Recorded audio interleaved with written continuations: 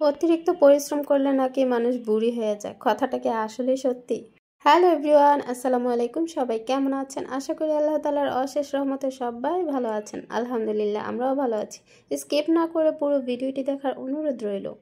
আজকে আমার হাতের কাজের কিছু ড্রেস আমি রেডি করব কর্মীদেরকে কাজ দেওয়ার জন্য। ওদের হাত এখন খালি আছে, তো সেগুলি আমি এখন রেডি করে নিচ্ছি। আর এটা বাসন্তী রঙের ওড়নার উপরে চওড়া করে একটুখানি কালো কাপড়ের পাইপিং দিয়ে নিচ্ছি। আর এই সেটটার মধ্যে কালো জামা হবে আর বাসন্তী রঙের সালোয়ার ওড়না হবে। আর এটাই আমি আজকে প্রিন্ট করব, সাথে এটার মধ্যে কি কি কালার সুতা দিব সেটাও দেখাবো। আরও একটা ড্রেস ডিজাইন করব, তো সেটাও দেখাবো এবং অনেক অনেক কথা বলবো। অতিরিক্ত পরিশ্রম করলে নাকি মানুষ বুড়ি হয়ে যায়, আবার নাকি অসুস্থ হয়ে পড়ে। আসলে কিন্তু ঠিক তা না। কারণ এখন বর্তমান সময়ে ডক্টররাই বলেন যে যত বেশি ব্যায়াম করবেন তত বেশি আপনি সুস্থ থাকবেন। তো মানুষ ব্যায়াম করবে কেন বলেন তো? সারাদিন যদি আমরা পরিশ্রম করি সেখানেই তো আমাদের ব্যায়াম হয়ে যায়। তো এই যে এত এত কাজ করি, এরপরও কি ব্যায়াম করার কোনো প্রয়োজন আছে? দিন নেই রাত নেই, খালি সংসার, সন্তান, রান্না বান্না, সেলাই কাজ, এই কাজ ওই কাজ। ওরে বাবা, কাজের তো শেষই নেই। এরপর আবার ব্যায়াম করব কখন, মানুষের সাথে গল্প করব কখন, আর ঘুরে বেড়াবো কখন? অন্যের সাথে গল্প করে সময় নষ্ট না করে সেই সময়টা যদি আমরা আমাদের ঘরে বসে টুকিটাকি কাজে লাগাই, তাহলে কিন্তু সেটা আমাদের উপকারে আসবে। কারোর সাথে বসে বসে গল্প করবেন, সেখানে কুটনামি হবে, তারপর গীবত হবে, আরও অনেক কিছু হবে, অনেক কথা হবে, অন্যের বিষয়ে গল্প হবে। কি দরকার ভাই? আমরা ঘরে বসে যদি কাজ করি, অন্যের সাথে এইসব গীবত গাওয়ামি না করি, তাহলে কি হয়? আমাদের গুনাহও হবে না এবং আমরা ঘরে বসে যে কাজটা করছি সেটার মাধ্যমে আমাদের ইনকাম হবে। অতিরিক্ত ইনকাম না, আমরা যদি কিছুটা ইনকাম করেও যদি নিজেরা একটু ভালো থাকতে পারি, তাহলে এতে খারাপ কি বলেন তো? যাই হোক, এই যে আমি ওড়নাটা পাইপিং করে নিয়েছিলাম রাতেই, আর আজকে আমি এটা প্রিন্ট করতে বসেছি। আর এই ড্রেসটাও আমি আজকেই পাঠিয়ে দেবো। এর আগেও আমি দুইটা ওড়না রেডি করেছি, আর সাথে আজকের এই থ্রি পিসটা। তো এটা সম্পূর্ণ থ্রি পিস হবে, জামা, ওড়না এবং সালোয়ার। এইটা হচ্ছে সালোয়ারের পিসটা। এইখানে আমি জিঙ্ক অক্সাইড পাউডারটা গুলাতে মনে নেই, এবং সাথে আমার কেরোসিনের মানে যেই নীলের ছাপটা, সেটাও আমার গোলানো ছিল না, সেটা আমি এখন গুলিয়ে নিব। আর জিঙ্ক অক্সাইডটা গোলানোই ছিল, এখানে জাস্ট অল্প একটু জিঙ্ক অক্সাইড দিয়ে দিব। ট্রেসিং পেপার দিয়ে এই ডিজাইনগুলো করাটা এতটাই কষ্টকর, কি বলবো। আমি আরও একটা নতুন ডিজাইন তৈরি করব, তো সেইটা তৈরি করতেও আমার অনেক ঝামেলা হয়ে গিয়েছে। যারা সব সময় বলে না অতিরিক্ত কাজ করে যারা, তারাই নাকি অসুস্থ বেশি হয়, তারাই নাকি দুর্বল হয়ে যায়, রুগী হয়ে যায়, হ্যান ত্যান। আসলে কিন্তু তা নয়, এটা সম্পূর্ণ ভুল কথা। আপনারা দেখবেন যারা শুয়ে বসে থাকে তারাই কিন্তু অসুস্থ বেশি হয়, তাদেরই রোগতাপ বেশি হয়। এটা জাস্ট একটু যাচাই করে দেখবেন, খোঁজ করে দেখবেন যে কোন মানুষটা শুয়ে বসে থাকে আর কোন মানুষটা সারাদিন কাজকর্ম করে, ঘরে সব সময় কাজ নিয়ে ব্যস্ত থাকে। দেখবেন সেই মানুষগুলোই আল্লাহর রহমত থাকে এবং সুস্থ থাকে। আর যে মানুষগুলো সারাদিন ঘুমাবে, শুয়ে থাকবে, এদেরই রোগ তাপ বেশি হবে। তো আলহামদুলিল্লাহ, আমার কিন্তু সারাদিন এই যে এত এত কাজ করে আল্লাহ তাআলা আমাকে সুস্থই রেখেছেন, আলহামদুলিল্লাহ। তবে মাঝে মাঝে জ্বর ঠান্ডা এটা তো সবারই আসে, এটা তো পরিশ্রমের জন্য হয় না। এক আপু কমেন্ট করেছিলেন যে আপু, আমি যদি তোমার বাসার আশেপাশে থাকতাম তাহলে হয়তো তোমাকে একটু হেল্প করতে পারতাম, আমি তো দূরে থাকি। তো আপু, তোমাকে অনেক অনেক ধন্যবাদ এত সুন্দর কমেন্ট করার জন্য। যে কথাটা বলেছে এই কথাটা শুনেই আমার মনটা ভরে গিয়েছে। এই কথাটা, এই যে মুখের কথাটাই কয়জন বলে বলেন তো? মানে এই যে মুখের কথাটাও যদি কেউ কাউকে বলতে পারে, তাহলেই কিন্তু অনেক খুশি লাগে। একদম হাতে যে করে দিতে হবে এমন কোনো কথা নেই। যেমন অনেকেই বলে অমুকজন চাপা মারে, তমুকজন চাপা মারে। আরে ভাই, চাপাটাই কয়জন মারতে পারে? হ্যাঁ, তো এই যে চাপা মেয়েরা যখন কেউ বলে যে আপনি অনেক গুণবতী, আপনি অনেক কাজের, তো এই কথাটা শুনলেও কিন্তু মানুষ যদি চাপা মেরেও এই কথাটা বলে, সেটা শোনার পরেও কিন্তু মনে একটা শান্তি লাগে যে না, আমার কাজের প্রশংসা বা আমি যে পরিশ্রম করি সেটা নিয়ে কেউ একজন প্রশংসা করেছে, সেইটা শুনলেও কিন্তু মনে একটা শান্তি আসে। ভিডিওর এ পর্যন্ত যারা এসেছেন প্লিজ একটা লাইক দিয়ে দেবেন, এবং যারা নতুন আছেন প্লিজ সাবস্ক্রাইব করে পাশে থাকার অনুরোধ রইল। আর যারা এতক্ষণ এই কাজগুলো করে ফেলেছেন তাদেরকে অসংখ্য অসংখ্য ধন্যবাদ। আমার কাছ থেকে যারা ড্রেস নিতে চান তারা অবশ্যই আমার ফেসবুক পেজে অর্ডার করবেন। আমার ফেসবুক পেজের লিঙ্কটা কিন্তু আমার ভিডিওর ডেসক্রিপশন বক্সে দেয়াই থাকে, সেখান থেকে সরাসরি পেজে গিয়ে আমাকে ইনবক্স করবেন যদি কোনো ড্রেস নিতে চান। আমার যে ধরনের ড্রেসগুলো বেশি সেল হয়, মানে সেই ড্রেসগুলোই এখন শেষ হয়ে গিয়েছে, ওগুলো আমার আবার স্টক করতে হবে। তো সেটার জন্য পর্যাপ্ত পরিমাণ ইনভেস্ট আমি করতে পারছি না। তাছাড়া এ মাসে আমার অনেক কাস্টমারই আমাকে টাকা দেয়নি, তো সেই জন্য আমি এ মাসে প্রোডাক্ট আনতে পারছি না, একটু লেট হয়ে যাচ্ছে। তবে ইনশাল্লাহ খুব শীঘ্রই নিয়ে আসবো, এই সপ্তাহে না হলেও সামনের সপ্তাহে নিয়ে আসবো। ম্যানেজ করে রেখেছি, মানে আরও কিছু ম্যানেজ করতে হবে আর কি। তো যাই হোক, এরপরে আমি বাসন্তীর উপরে যে নীল রঙের ছাপটা দিয়েছিলাম সেটা তো শেষ হয়ে গেছে, মানে ওড়না আর সালোয়ারের প্রিন্টটা করে নিয়েছি। এখন আমি যে কালো জামাটা সেটার উপরে আবার জিঙ্ক অক্সাইড দিয়ে প্রিন্ট করে নিচ্ছি, কারণ এটার মধ্যে তো নীলের ছাপ দেখা যাবে না, তাই সাদা রঙের ছাপটা দিচ্ছি। আর দেখেন আমার প্রতিটা ছাপ কিন্তু অনেক সুন্দর ক্লিয়ার উঠেছে, প্রতিটা ফুল একদম স্পষ্ট হয়েছে। তবে প্রবলেম হলো এই সাদা রঙের ছাপটা দেওয়ার সময় না, মানে পুরো কাপড়ের মধ্যে কেমন যেন জায়গায় জায়গায় লেগে লেগে থাকে, তো এই জিনিসটা দেখতে খুবই খারাপ লাগে। যদিও এই কাপড়গুলো ওয়াশ করা হবে তখন আর এগুলো কিছুই থাকবে না। তো এই যে ফুলের মাঝে মাঝে ফাঁকে ফাঁকে আমি আবার গোল গোল করে লাল পেন দিয়ে দাগ দিয়ে নিয়েছি, ওইখানে ডলার বসবে। আর পিঠের মধ্যে এরকম বড় একটা ঝাড় দিয়েছি, আর এবার হাতার মধ্যে আমি লম্বালম্বিভাবে ডিজাইনটা দিয়েছি।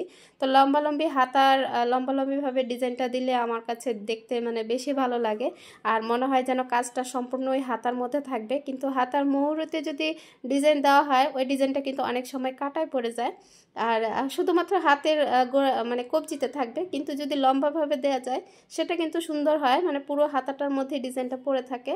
আর এই যে ওড়নাটা, এখানে কালারটা একটু ফ্যাকাশে আছে, কিন্তু এই কালারটা অনেক সুন্দর, একদম লাইট বাসন্তী কালার। আর এটার উপরেও আমি ডলারের জন্য দাগ করে নিয়েছি। আর দেখেন সুতার অবস্থা একদম প্যাচ লেগে আছে সব কিছুতে। আর এই ছোট ছোট লাচ্ছিগুলো বলেই কিন্তু আলাদা আলাদা আছে, আর যেগুলো খুলেছিলাম সেগুলোতে একটু প্যাচ লেগে গিয়েছে। আর এই ড্রেসটা সম্পূর্ণ আমি কালোর উপরে শুধুমাত্র বাসন্তী সুতা, আর বাসন্তীর উপরে শুধুমাত্র কালো সুতার কাজ দিব। তবে ফুলের মাঝে যে গোল ইয়াটা আছে ওইটার মধ্যে আমি রানী গোলাপি সুতাটা দিব। একবার ভেবেছিলাম জলপাই কালারটা দিব, পরে আবার মনে হলো সেটা না দিয়ে আমি শুধুমাত্র এই তিনটা কালারেই কাজটা করব। আশা করি এটা দেখতে ভালোই লাগবে। তবে আমি স্যাম্পল তুলিনি, এর কারণ হচ্ছে এই কাজটা আমি যাকে দিব সে অলরেডি এই কাজটা করেছে, তাই আর স্যাম্পল তুলে দিলাম না, মুখে বলে দিলেই বুঝতে পারবে।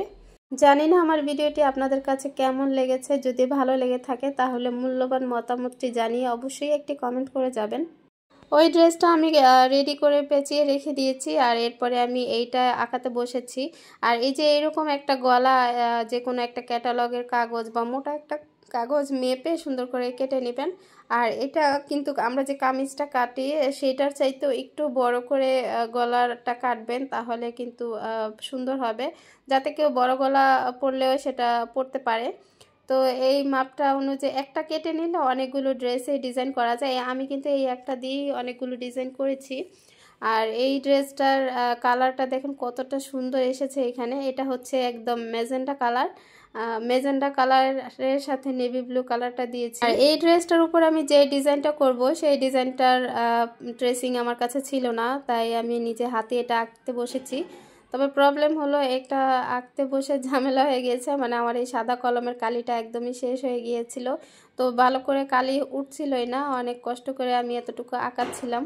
আমরা যারা কন্টেন্ট ক্রিয়েটর করি আমরা মানে সবসময় অনেক চিন্তা ভাবনা করতে হয় যে ভিডিওতে আসলে কি দিব, কি দিলে ভিউয়ার্সরা পছন্দ করবে, বা কি বলবো, কি বললে কথাগুলো তাদের ভালো লাগবে। তো এই মানে নানা ধরনের টেনশন, মাঝে মাঝে ইচ্ছা করে যেন ইউটিউবিং একদমই বাদ দিয়ে দিই, কি যে বলবো সেই টেনশনেই। কিন্তু ওই যে আমরা যেহেতু এটাকে কাজ হিসেবে বেছে নিয়েছি, তাই এটা আমাদেরকে চালিয়ে যেতেই হবে।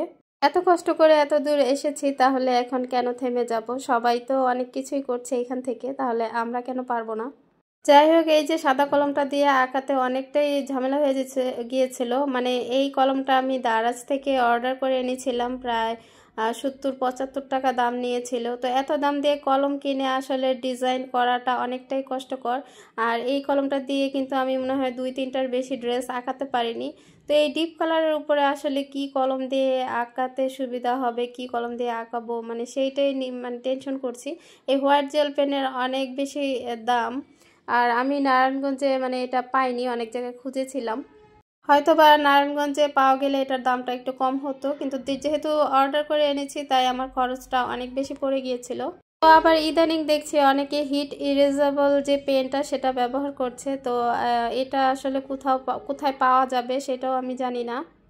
হয়তোবা একটু খোঁজ করলেই পাবো। আর দারাজেও দেখেছিলাম, সেখানেও মানে অনেক বেশি দাম। তো এত দাম হলে আসলে আমরা কিভাবে কাজ করব বলেন তো। তো এই যে এটা আঁকাতে আঁকাতে কিন্তু এটার কালিটা শেষ হয়ে গিয়েছে। এরপরে আমি ডায়মন্ড যে কালার পেন্সিল সেটা দিয়ে আঁকাবো। ডায়মন্ড কালার পেন্সিলগুলোর কালারগুলো মানে একটু মোটা মোটা হওয়ার কারণে আঁকতে অনেকটাই কষ্ট হয়ে যায়। তো সেজন্য সেটা দিয়ে আমার আঁকতে একদমই ভালো লাগে না। তো সেটা দিয়ে আমি কিছুটা আঁকাবো এখন। কোনো উপায় না পেয়ে আমি আবার ট্রেসিং পেপার দিয়ে আঁকিয়েছি। ভেবেছিলাম কলম দিয়ে পুরোটা ড্রয়িং করব, কিন্তু সেটা আর হলো না। পরবর্তীতে আমি আবার ট্রেসিং পেপারের মধ্যে এটা এঁকে নিয়েছি। তো সেইটাও আপনাদের সাথে শেয়ার করব। ট্রেসিং পেপারে আবার আমি এটা কিভাবে ড্র করলাম। তো ট্রেসিং পেপার আঁকিয়ে নিলে কি হয়, সম্পূর্ণ একটা ফ্রেম তৈরি হয়ে যায়, যাতে ওই ডিজাইনটা পরবর্তীতে আমি অন্য ড্রেসেও করতে পারবো। তো যাই হোক, এক আপু কমেন্ট করেছিলেন যে আপু তোমার আরেকটা চ্যানেলের নাম কি। তো আমার আরেকটা চ্যানেলের নাম হচ্ছে মৌসুমীর সেলাই ঘর। আর সেটা অবশ্যই বাংলায় লিখে সার্চ করলেই কিন্তু আপনারা খুব সহজে পেয়ে যাবেন। পেতেও পারেন আবার নাও পেতে পারেন, কেননা আমি ওই চ্যানেলে খুব একটা অ্যাক্টিভ না, ওইখানে খুব একটা ভিডিও দেওয়া হয় না। তো কিছুদিন আগেও এক আপুর সাথে ইনবক্সে কথা হয়েছিল।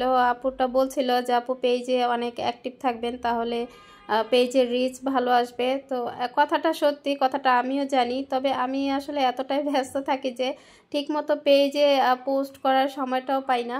বর্তমানে আমার একটা পেজ আর এই একটা চ্যানেলে আমি একটু বেশি সময় দিচ্ছি, যার কারণে আমি আমার বিজনেস পেজ এবং আমার আরও একটা চ্যানেল, এগুলোতে আমি সময় দিতে পারছি না। আসলে একা একটা মানুষ কয় জায়গায় সামাল দেবে বলেন তো। একা একটা মানুষ মানে যেখানে হেল্প করার মতো একটা মানুষও নাই, তো সেই মানুষটা এত কিছু কিভাবে করবে।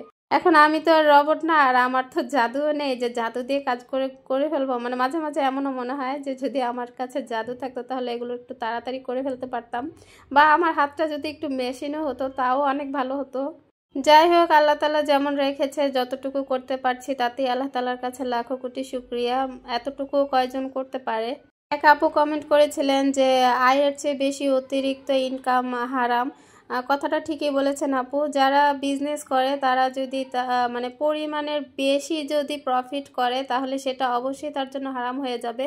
তবে এটা আমি কিন্তু সম্পূর্ণ শিওর না, আমি জানি না, হতেও পারে। কিন্তু অনেকেই আছে অতিরিক্ত প্রফিট করে। তো অতিরিক্ত প্রফিট করাটা হচ্ছে অন্যের সাথে অন্যায় করা। যারা প্রোডাক্ট নিয়ে যাচ্ছে তাদের সাথে অন্যায় করা হচ্ছে, তো সেটা করা ঠিক হবে না। অবশ্যই সেটা হারাম বা গুনার কাতারেই পড়বে। যাই হোক, আজকের মতো ভিডিওটি এখানেই শেষ করছি। সবাই সুস্থ থাকবেন, ভালো থাকবেন। আল্লাহ হাফেজ।